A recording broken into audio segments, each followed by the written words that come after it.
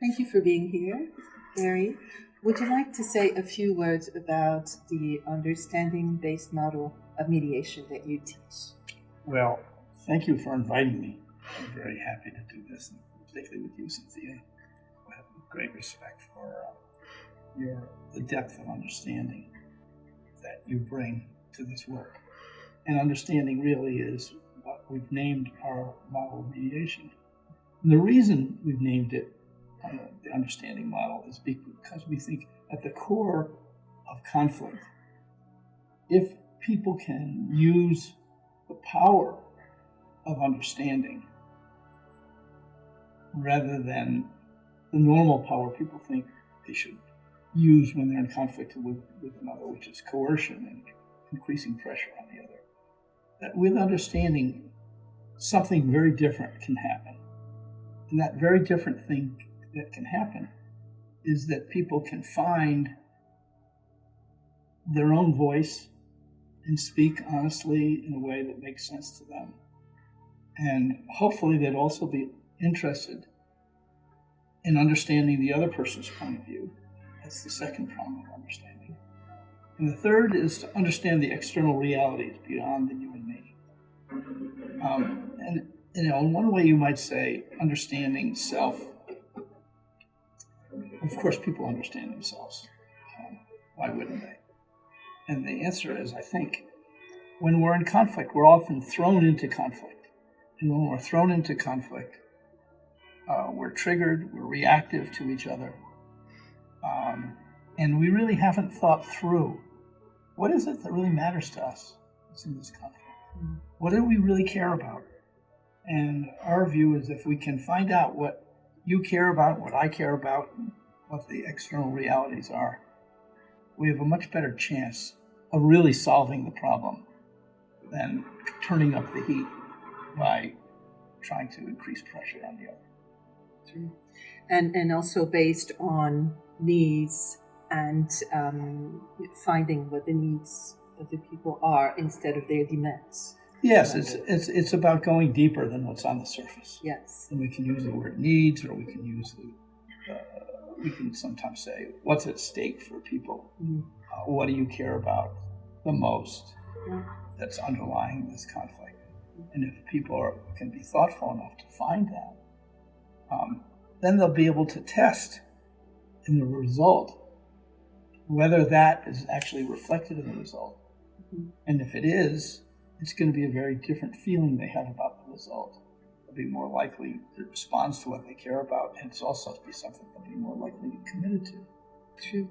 And in your model, it's very important to work with people together in the room as opposed to going back and forth. So why is it so important to keep people in the same room?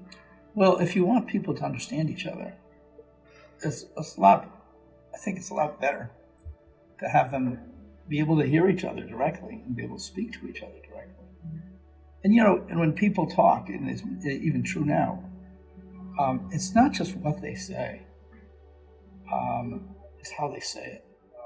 There are things that they learn from being together and feel from the other person, as well as in themselves in the presence of the other person, that communicate far more than anyone could by shuffling in and out of rooms where a mediator goes back and forth between the parties.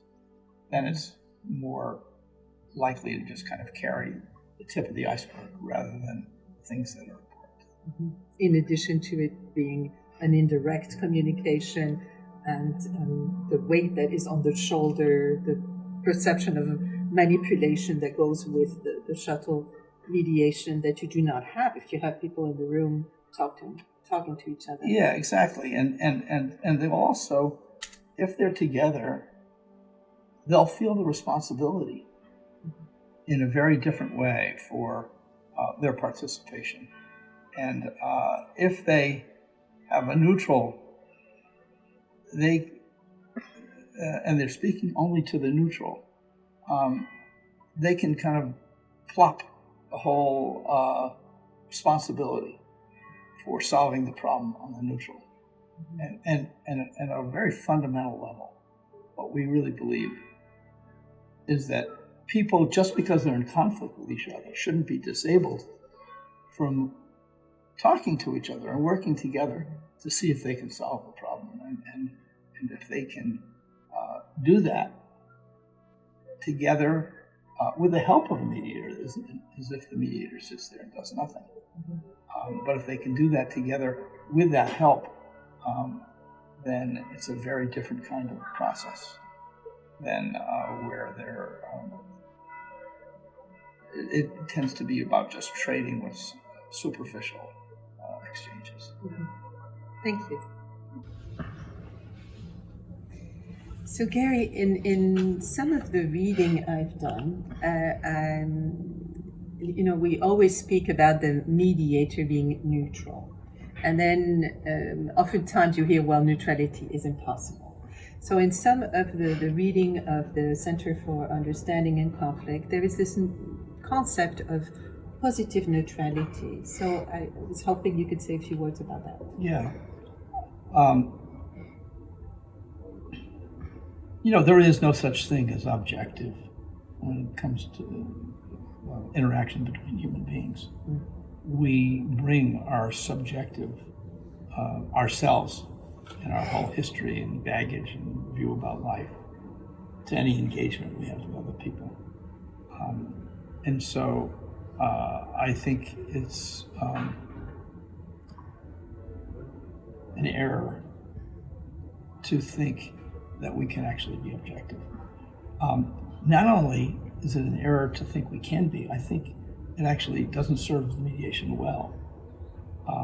If we pretend to be objective, or even if we were able to be, because in fact it's the human connection between people, our subjective contact with each other, that brings us and brings them to a place where more can be spoken, more can be expressed, feelings can be part of our facts and can also be part of the conversation.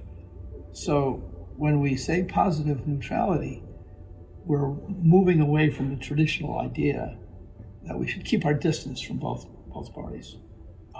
Rather, our idea is that we're there for both people. We're there for you, and we're there for you, and we are as close to you and as we can possibly get. And if one person feels that we're on the other person's side, and they say that, when we're lucky if they do, we take that as a challenge to be as close to that person as we were to the other. So, and what I'll often say is, yes, I am on their side, and I'm also on your side. And I'm on both of your sides for each of you to fully express all the things that you care about around this conflict. And that's my job as I see it. Otherwise, I sit here removed, and being removed and keeping that distance, the conflict stays static and stays there wherever state it is in when you came. So change is going to come about, if the parties want it, through the objective, through the subjective reality of the mediator coming in contact as fully as possible with both parties, which means that the mediator needs to be open to their own feelings, to be able to work with those. Now, there's a whole problem that we could talk about at some other point. If the mediator's feeling toward a party is hostile, they don't like them, and there's a whole way we have to work with ourselves so that doesn't get in the way of our work with people. But I think that's what a lot of people are afraid of, that if I show myself, it'll look like I'm on one side or the other. And that's where the inner work of the mediator has to take place, where we climb back into the position where we can care about both parties as fully as possible. You know, it's interesting because when we speak about neutrality, sometimes what we refer to is really the content of the conflict itself, and then when we speak about impartiality, we speak about the people and what the connection that we may have, that we all have, more with certain people than others, and the preferences we all have, and then the role of the mediator to be multi-partial. Yes. With you, and then and this, I think, applying this to neutrality and this concept of positive neutrality, I understood it as being I'm interested in your story fully, and the arguments that you're bringing, and I'm also interested in your story and all the arguments. So it's really more of the content. Do you make this distinction or not at all?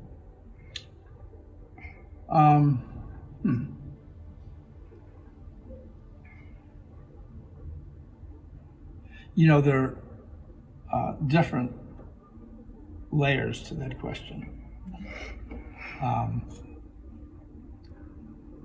The deepest level on which I experience that question is, I'm a human being. And as a human being, I'm just trying to help two human beings or more find their way to each other.